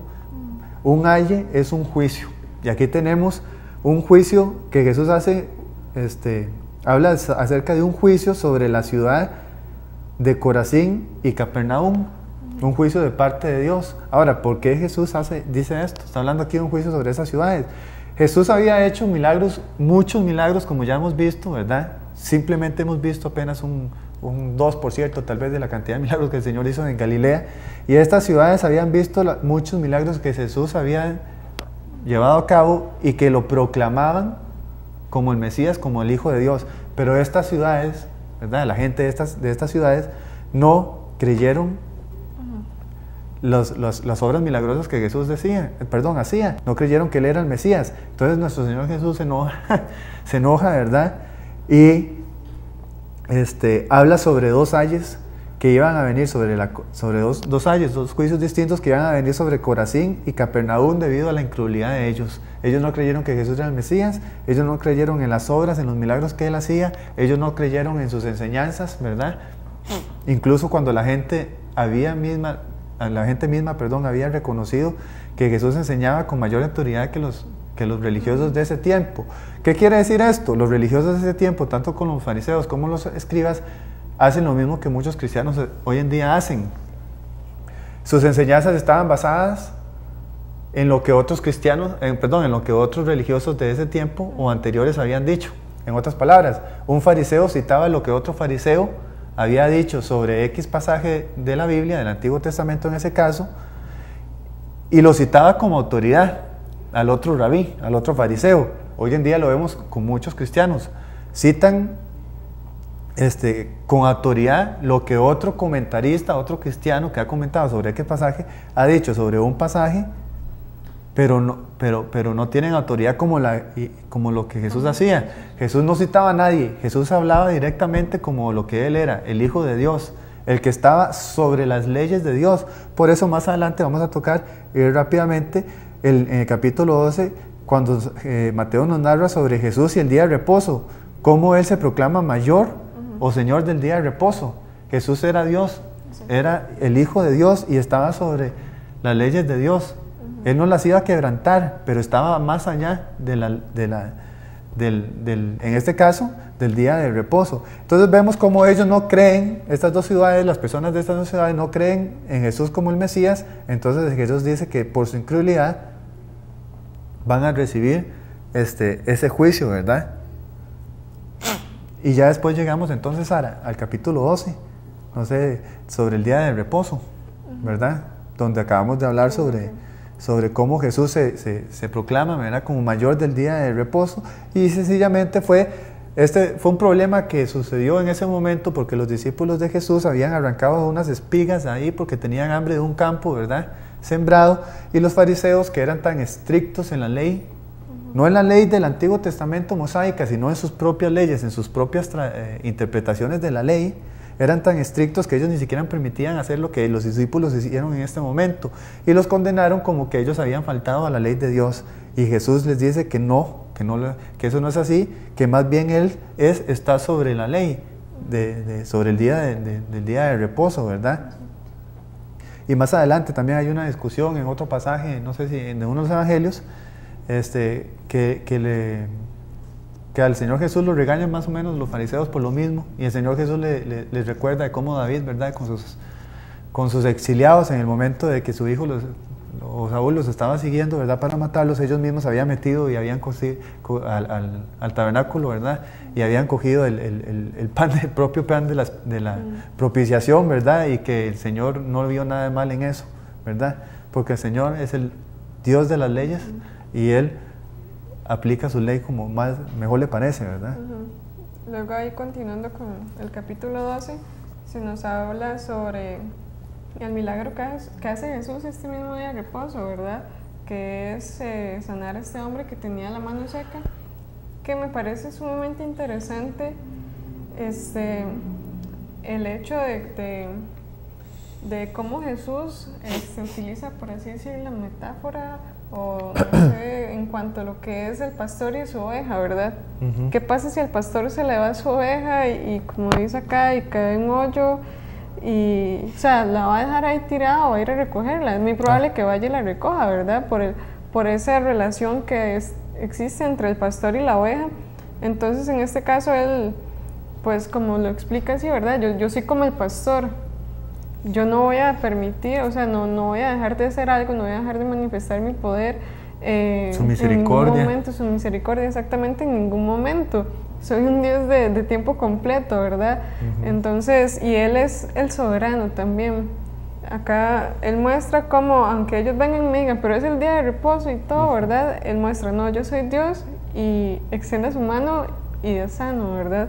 Entonces es sumamente interesante cómo realmente manifiesta como esa divinidad, ¿verdad? Sí, como claro. veníamos hablando, cómo Él viene y trastorna todo eso que la gente ya tenía como estipulado, ¿verdad? Obviamente también según lo que Él en algún momento había dado para que ellos siguieran, pero en este caso Él viene y muestra, bueno, igual como decías vos anteriormente, yo fui el que les dio esa ley, pero soy Dios acá, ¿verdad? Y yo soy el que tiene el poder sobre todo y hago lo que en mí está, ¿verdad? Lo que quiero hacer.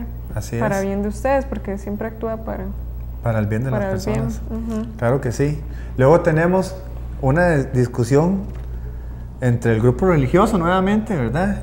Y Jesús, porque Jesús sana a un, ¿cómo se llama? A un endemoniado que era ciego y mudo, ¿verdad? Entonces los fariseos, los religiosos de ese entonces, que estaban siempre en contra de Jesús, cuando escucharon que las multitudes aclamaban a Jesús como hijo de David, que era un título mesiánico, ¿verdad? O sea, ya lo estaban aclamando como el Mesías, las multitudes, pero ellos no lo reconocían. Entonces dijeron que Jesús estaba expulsando a los demonios, no por ser el hijo de Dios ni el Mesías, sino por el poder de Satanás, por el poder de Belcebú, ¿verdad? Pero aquí vemos en el versículo 25 algo que es muy interesante. Dice, y conociendo Jesús sus pensamientos. Esto a mí me habla de omnisciencia, ¿verdad? Solo Dios es omnisciente. Dios sabe todo, sobre todos y sobre todo. Jesús sabía sus pensamientos, los que ellos tenían en sus corazones, lo que ellos estaban maquinando y pensando en contra de Él. Dice, entonces, conociendo Jesús sus pensamientos, les dijo, y esto es muy, muy interesante, todo reino dividido contra sí mismo es asolado, y toda ciudad o casa dividida contra sí mismo no se mantendrá en pie. ¿Qué quiere decir Jesús con eso? Lo explica en el 26. Y si Satanás, que se conocía como Belcebú, con otro nombre de Satanás, y si Satanás expulsa a Satanás, está dividido contra sí mismo. ¿Cómo puede entonces mantenerse en pie su reino? No tiene, o sea, es ilógico, ¿verdad? Entonces, ¿cómo pueden decir ellos que Jesús está expulsando demonios, ¿verdad? Los seguidores de Satanás, por decirlo así, con el poder mismo de Satanás. No tiene sentido. ¿Cómo Satanás puede estar en contra de sí mismo? ¿Verdad? Sí. Es algo ilógico. ¿Por qué? Porque Jesús lo estaba haciendo, sus sanidades, sus milagros, etcétera, todo lo hacía bajo el poder de Dios, con el poder del Espíritu Santo. Entonces les dicen el 27, y si yo expulso los demonios por Belcebú, tal como ellos estaban afirmando, ¿por quién los expulsan vuestros hijos? Pues tanto, ellos serán vuestros jueces. Ellos estaban diciendo, imagínense, estaban diciéndole a Jesús y al pueblo entero que Jesús expulsaba demonios por el poder de Satanás, cuando ellos mismos tenían a sus... Aquí la palabra hijos no tiene que ser interpretado tan literal como hijos de los fariseos estrictos, ¿verdad? De sangre, sino sus seguidores, ¿verdad? Los que ellos eran rabís y maestros, y por lo tanto cada maestro también tenía sus seguidores, como Jesús tuvo los suyos. Entonces Jesús dice, ¿por quiénes expulsan sus seguidores, sus discípulos? Los demonios. Entonces, obviamente ellos iban a decir, no, nuestros seguidores, las personas que nos siguen, expulsan demonios por medio del poder de Dios. Pues obviamente entonces más todavía Jesús, que era el Hijo de Dios, el Mesías, ¿verdad? Jesús siempre tuvo, desde el principio de su ministerio, siempre tuvo problemas con los fariseos, con la posición religiosa de Israel.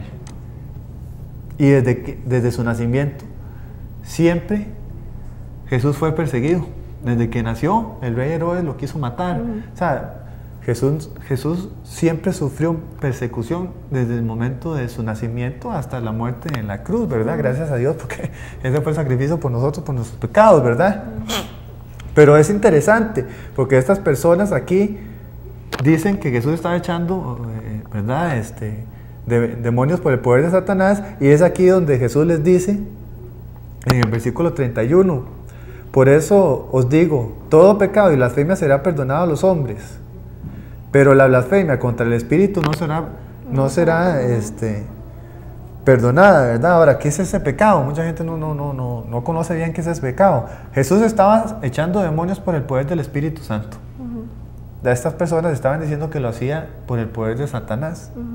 Este pecado entonces consiste en darle crédito a Satanás por la obra del Espíritu Santo que él estaba haciendo en ese momento. En ese momento que estaba Jesús echando demonios. Entonces, ese es el pecado, la blasfemia contra el Espíritu Santo, que Jesús está condenando aquí. ¿Se puede cometer la blasfemia contra el Espíritu Santo hoy en día? Por lo menos en mi opinión y en la que yo he escuchado de muchos pastores que conocen muy bien la Biblia y la enseñan, no se puede cometer la blasfemia contra el Espíritu Santo porque Jesús no está haciendo milagros en persona hoy en día, ¿verdad?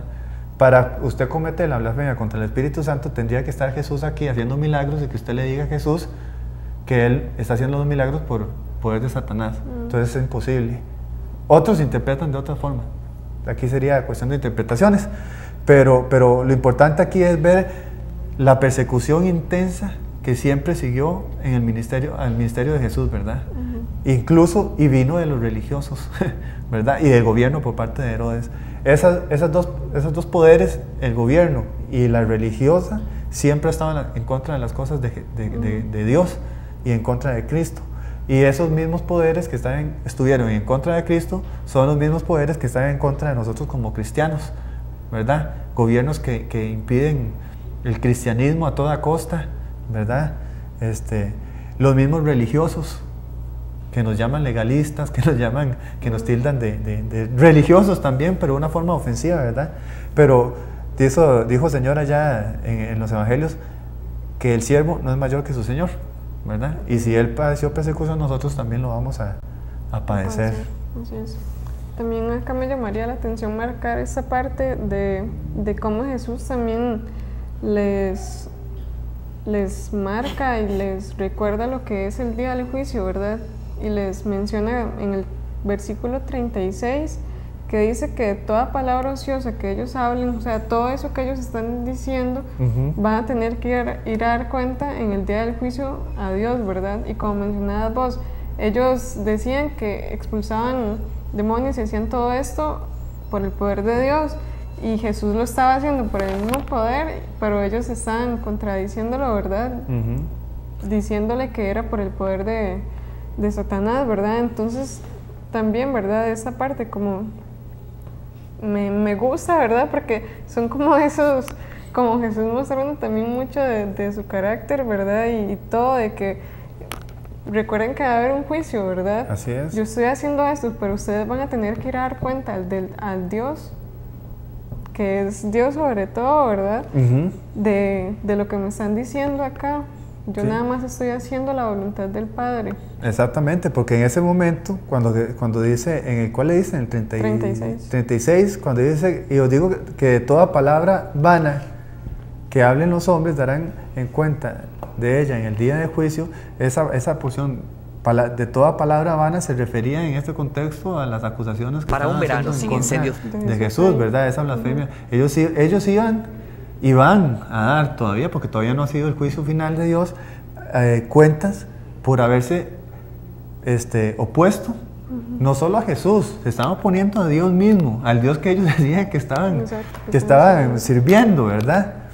Y entonces, como estas personas eran siempre pues muy inteligentes, hablando en lo humano, ¿verdad? Quisieron enredar a Jesús con lo siguiente, en el verso 38, pidiéndole, del 38 en adelante, donde le mandan una señal. Vamos a creer, es el Mesías, el Hijo de Dios, si haces una señal. ¿verdad? Yo creo que especifica que en los cielos, no estoy seguro. Pero imagínense, todos los milagros que Jesús había hecho y querían una señal más, para que el Señor Jesucristo mostrara que Él era el verdadero Mesías. Obviamente que Jesús no quiso dárselas y les dijo que la única señal que ellos iban a recibir es la señal de Jonás, que como Jonás estuvo en el vientre del monstruo marino, ¿verdad? Que algunos dicen que es una ballena, pero la Biblia no dice que es una ballena, simplemente es un pez grande. 3 días y 3 noches, así va a estar el Hijo del Hombre, eso está en el verso 40.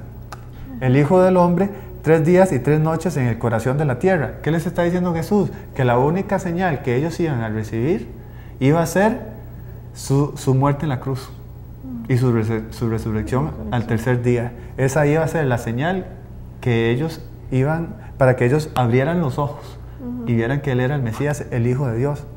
Que, bueno, lastimosamente no los hicieron. Ellos no, pero muchos sí, ¿verdad? Porque ya vemos allá en Hechos, ¿verdad? En el capítulo 1, que se nos hablan de no solo ya de los 12 apóstoles, sino se nos habla de 120 discípulos en ese momento que estaban con ellos.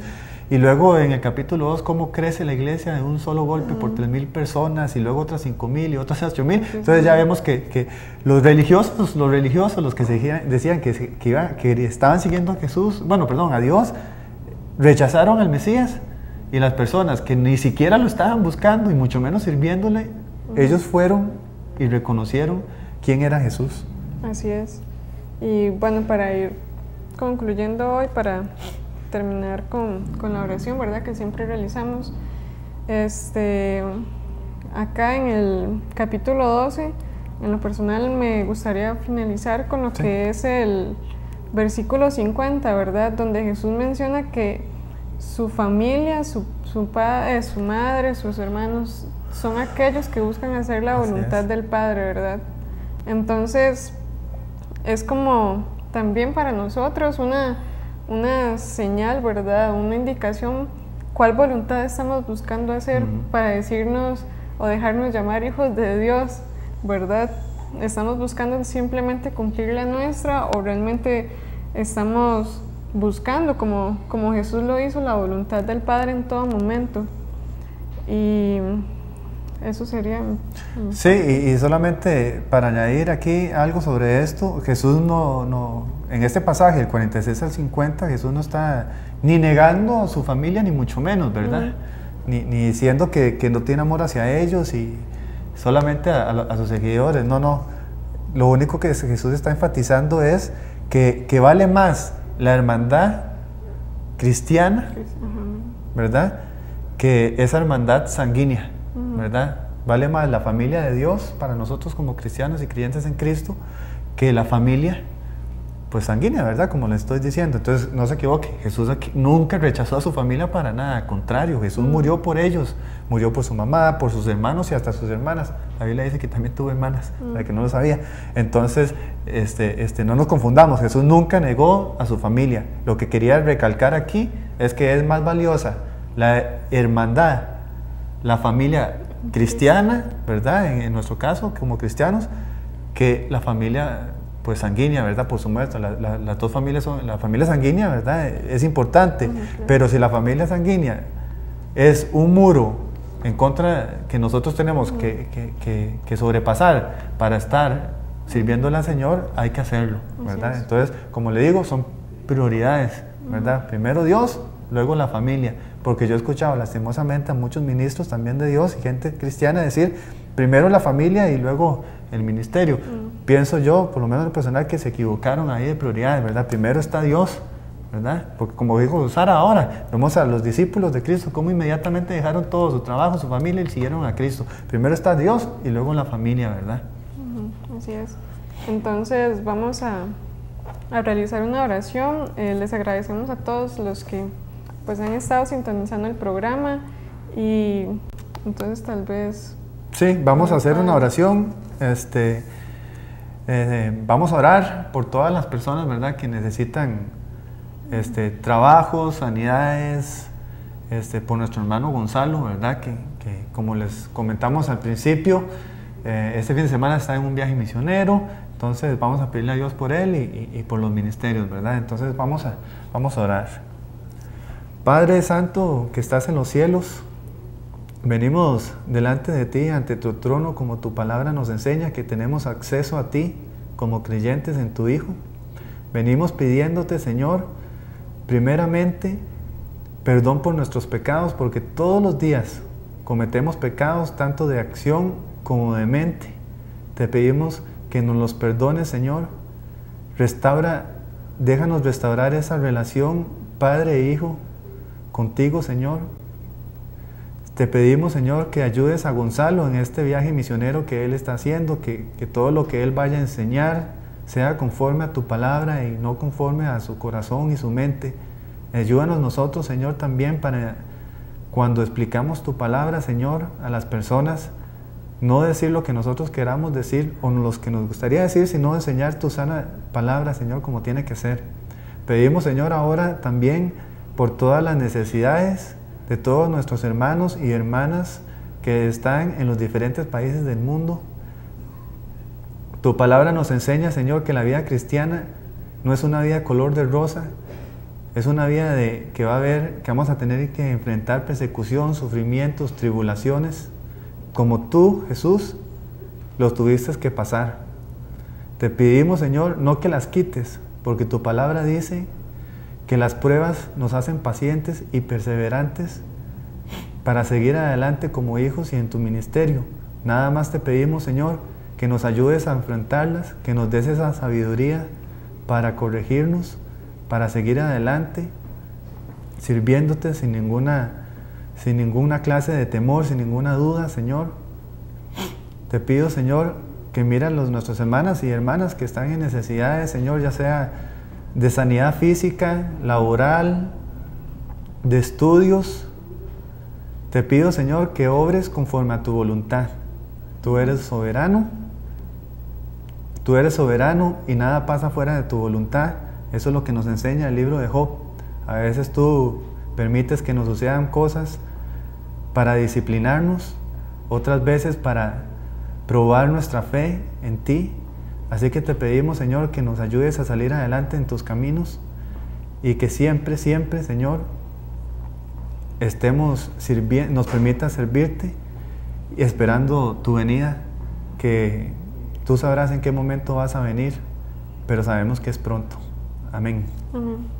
Bueno, esto fue todo por hoy por nuestra parte. Nos vemos el otro viernes, si Dios quiere, y que el Señor les bendiga siempre.